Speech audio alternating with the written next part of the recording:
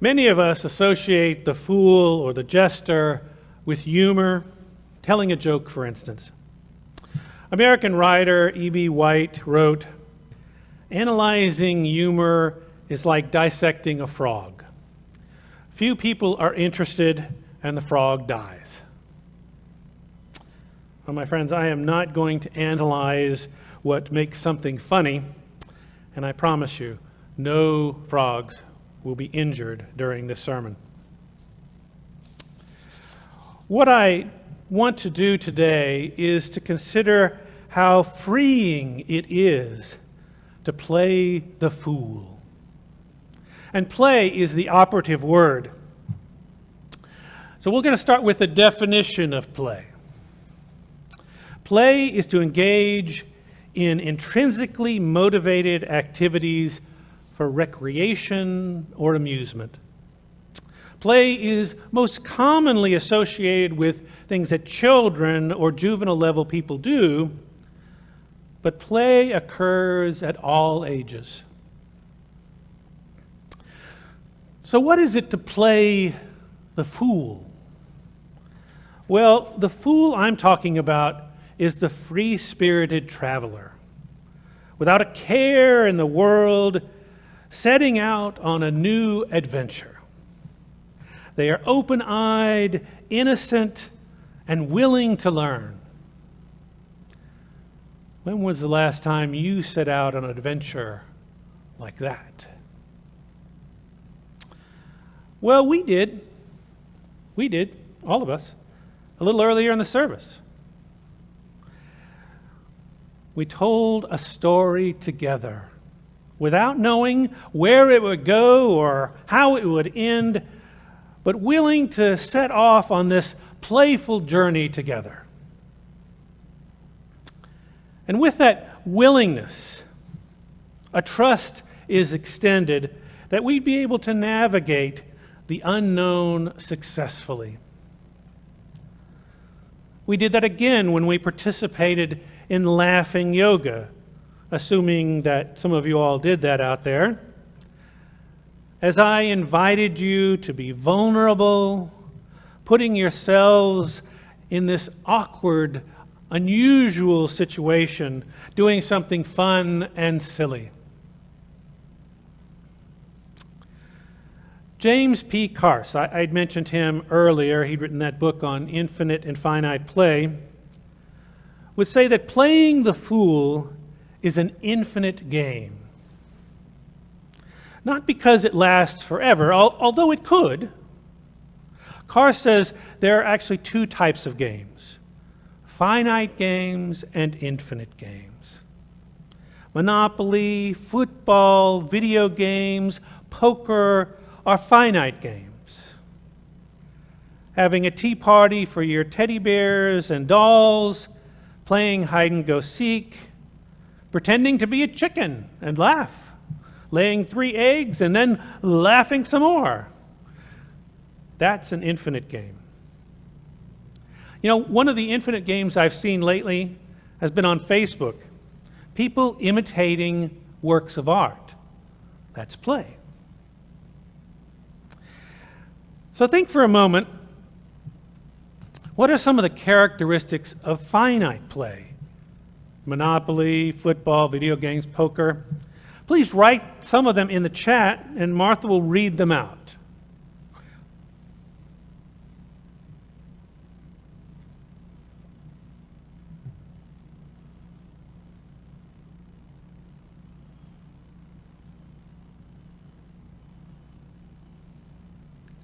Sam says man-made games.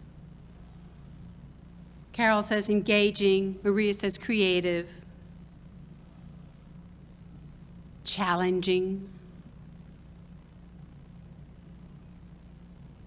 You lose yourself.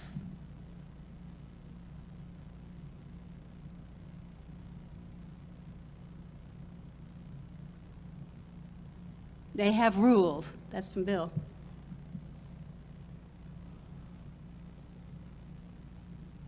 Group time together. Games with set rules of completion.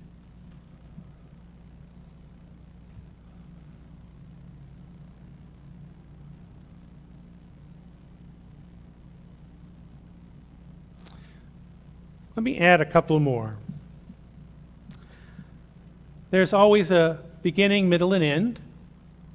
And the end is usually when somebody wins the game. So there is always a winner or loser and loser.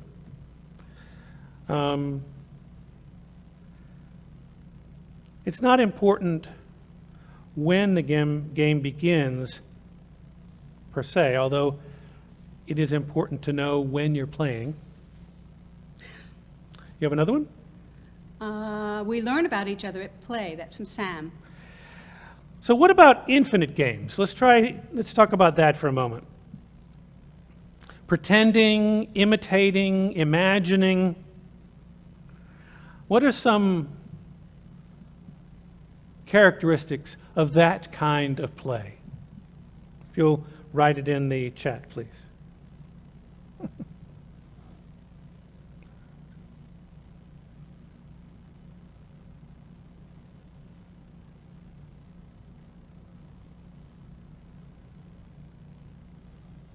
Chris says formed a committee, but I think that's for the finite games. Unless it's an infinite game to try to form a committee. Imagination sparks the possibility of anything. That's from Sam. Luigi says creativity. Carol says you can resign. Maria says infinite games let us try out a new identity. Elizabeth says joy, no end, shared experiences, fantasy. Luigi says spontaneity. Sam says some of it is even intentional. Let's go for one more. Let's see if we get one more.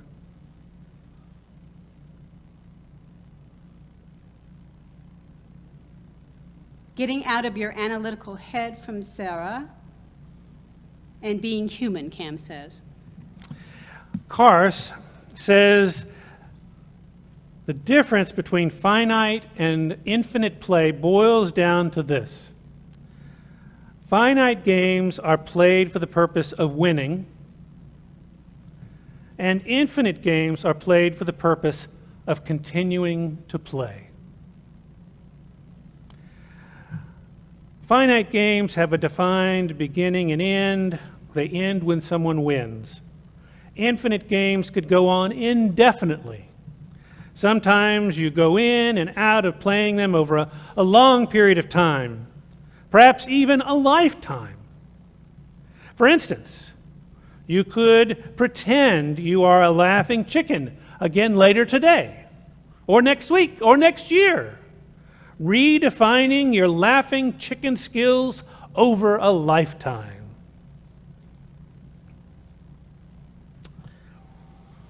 And the thing is, finite games can be played within infinite games, but it's generally not a great idea to play infinite games within finite games.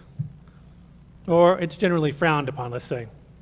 For instance, you can play poker at a pretend tea party, but it is unwise to play finding shapes of animals in the clouds while playing soccer. My oldest son did this when he was 4 years old. As you would think, he wasn't that great of a soccer player, but he was really good at finding animals in the clouds. One final thing about playing any game, for that matter. Whoever plays, whatever game they play, infinite or finite, plays freely. In other words, it's internally motivated, and that is the basic principle of play. You cannot be forced to play, or it's not really play. Think about going to gym class. You have to participate in order to graduate. It's part of your education. So let's say the coach or the teacher says to you, you have to play basketball right now. Well, there's a qualitative difference between the basketball game that you are required to play for gym class and the pickup basketball game you play with your friends on your own. Participation in one is a requirement. participation in the other is free choice. According to Karst, only the pickup game is really play. So let's take these ideas about games, play, fooling around, and consider how they relate to our personal spirituality and to religion. How do you go about deciding what you believe and living those beliefs in the world? Is there any foolishness involved? We are all exposed to a variety of beliefs, values, ethics, morals, ideas. How do we pick one or two or several and incorporate them into ourselves or into our belief system?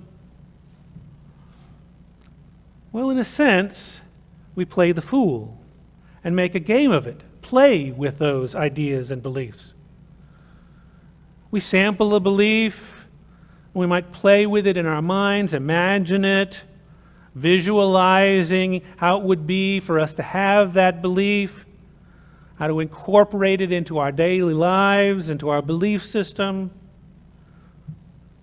We might also play with it as we begin to think of it as something we might try, taking it out into the world and seeing how it works. In other words, we can develop our personal beliefs, values, ethics, morals, ideas through infinite play.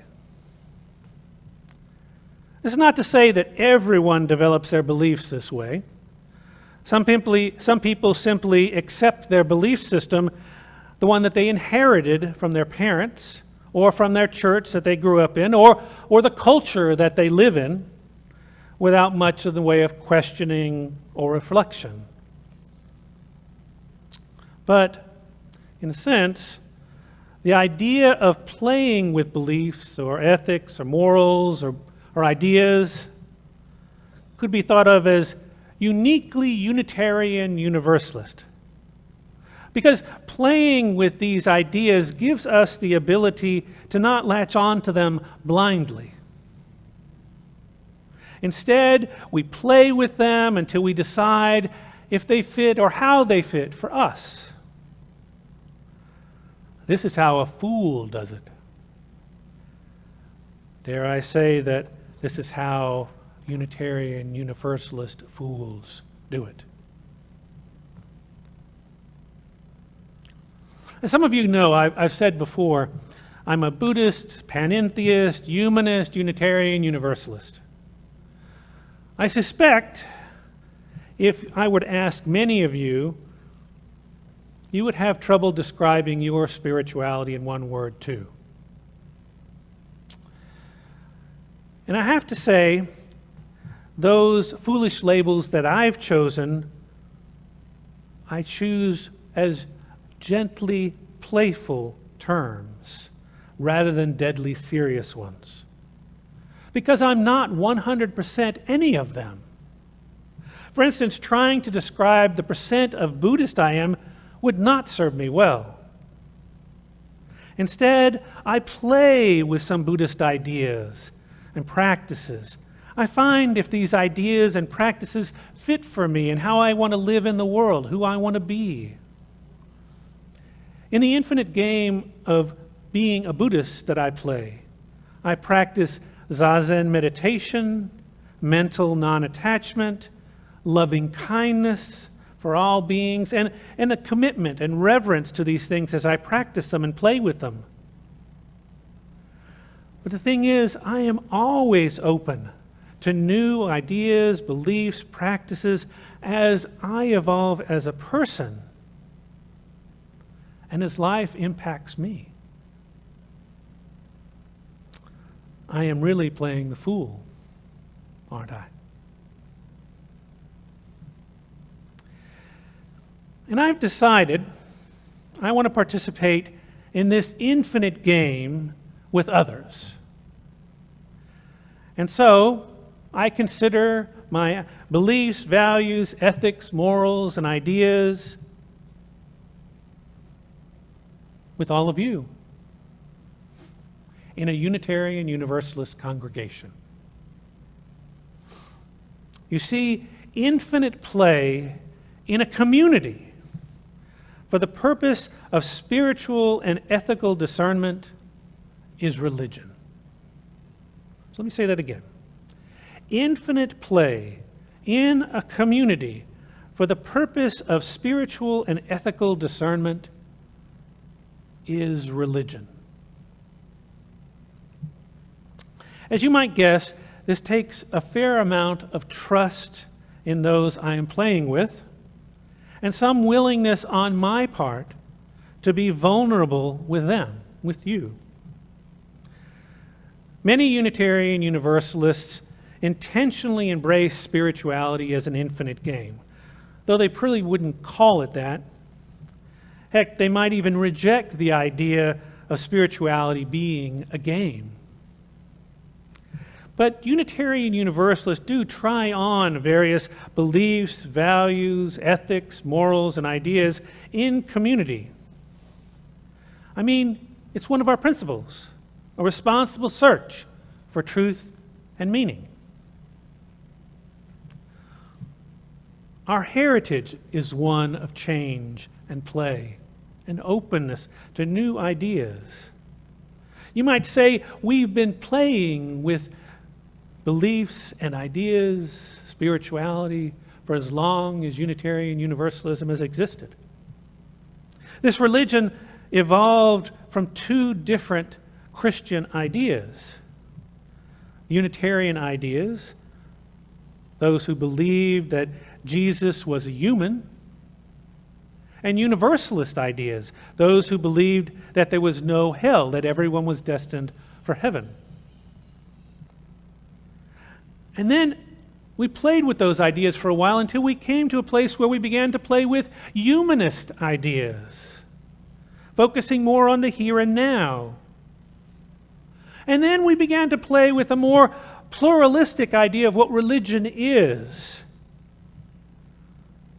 and letting those pluralistic ideas, beliefs, traditions form a foundation of who we are today.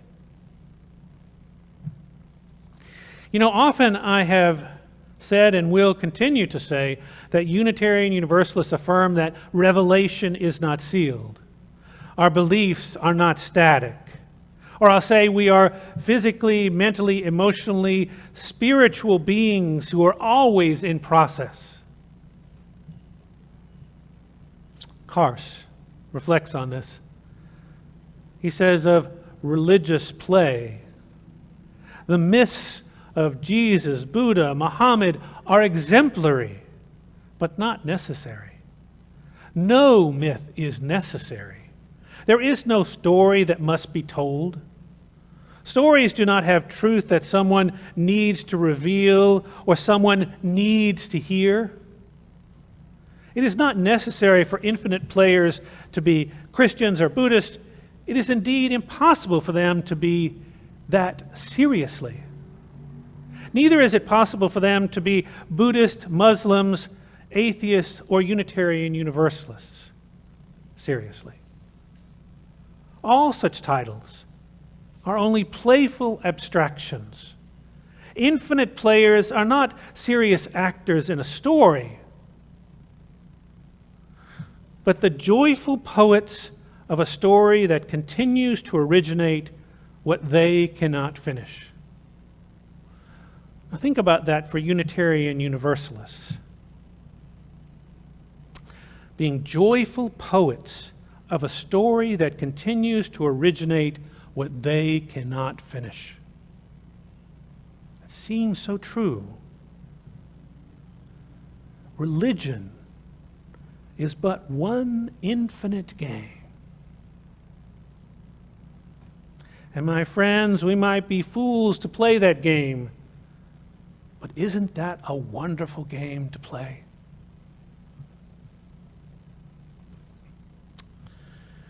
One of the experiences that I had that solidified that I am a Unitarian Universalist happened when I attended my first Unitarian Universalist church, First Jefferson Unitarian Universalist Church in Fort Worth, Texas. There were around 15 people in a group. We were having sort of a discussion group, you know, one of those forum kind of small group discussions. A television was in the corner attached to a VHS player. I know I'm dating myself a little bit with that, but the leader of the group pushed the tape into the player, and it began a long time ago in a galaxy far, far away. Yes, we were watching Star Wars. And after we watched Star Wars, we had a serious and playful discussion of the theological implications of that film. Weren't we all kind of foolish to do that? Sometimes as we talked, the discussion would get quite heated. There was a time or two that I wondered if someone wasn't crossing the line, being a little aggressive or disrespectful. But someone would stop the group, and always they would say that we have a covenant with each other, a covenant that we all agreed on before we started. Our covenant was, it's better to be kind than right. So we continued our discussion, sometimes heated, sometimes playful, but always with that covenant in mind. At the end of the discussion, we shook hands, some hugged, and we left feeling positive about what we had done together. Now that is religion. This infinite game we call religion can be very serious at times as people express their ideas, their thoughts about spirituality, ethics, beliefs. So as a rule, I try to remember the covenant I had in that group so many years ago whenever I'm playing this game of religion. It is better to be kind than right. I also think it's important to be respectful and caring. Because for some people, perhaps many people, they feel very serious about their beliefs. Now, some of us may be willing to be a little playful, but we have to respect those that want seriousness. And having that playfulness and seriousness at the same time, well, sometimes that's not easy to do. Our intention to be playful and be joyous as we play this game of religion may not have the impact on someone that we intend. It may, in fact, hurt someone who is present. There's a difference between, for instance, playfulness and sarcasm. There's a difference between shared playfulness and humor that might hurt. Now, I have to tell you, the last time I preached about this playfulness and games and spirituality and religion, some people did not take my thoughts in a very playful way. I guess I was a fool to think that they would. My intent was to offer them a time to play the fool, but the impact it had was their feeling defensive and angry.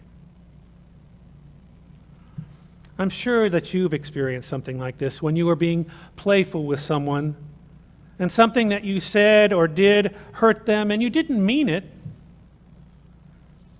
During infinite game, any infinite game, even the infinite game of Unitarian Universalism, when something is said or done with playful intent, but someone is hurt or feeling marginalized or minimized, we need to stop the game. Express the hurt, acknowledge our role in the hurt, forgive one another, and then begin the game again in love. That, my friends, is the way of the noble fool.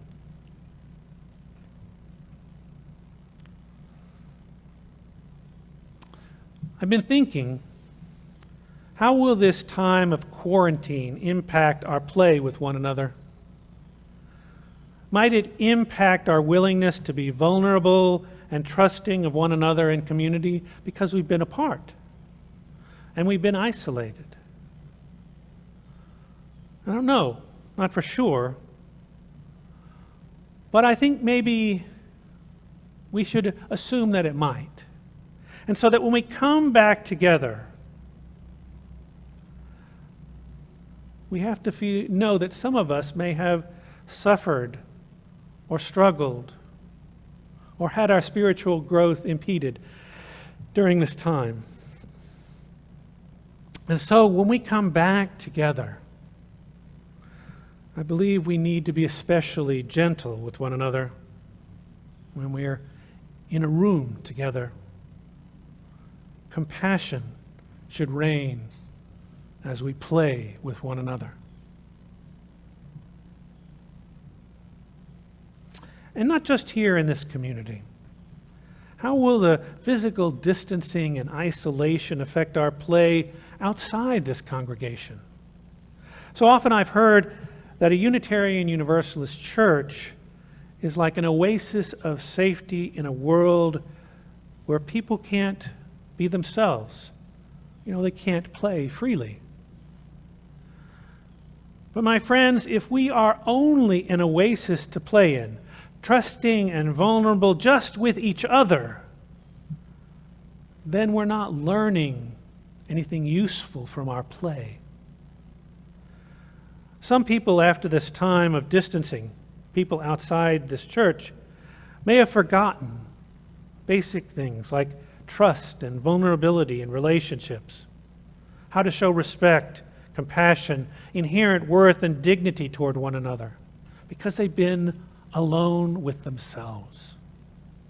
We may be called upon to play with others outside our congregation to help them reconnect with these and reconnect with life.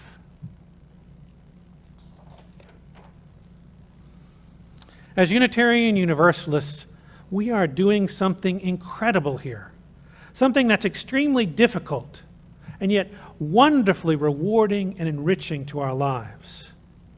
We are participating in an infinite game with one another and taking what we learn with one another out into the world to play with others. Self-help author Debbie Ford wrote, "Your soul is infinitely creative. It is alive and expansive in nature. It is curious and playful, changing with the tides of time." My friends, as we participate in this infinite game of spirituality and religion, I invite you to be the fool. Curious, creative, playful, open to the possibility that you might change or that you might change someone else. Be prepared, my foolish friends, though. Be prepared to grow in ways that you might not expect.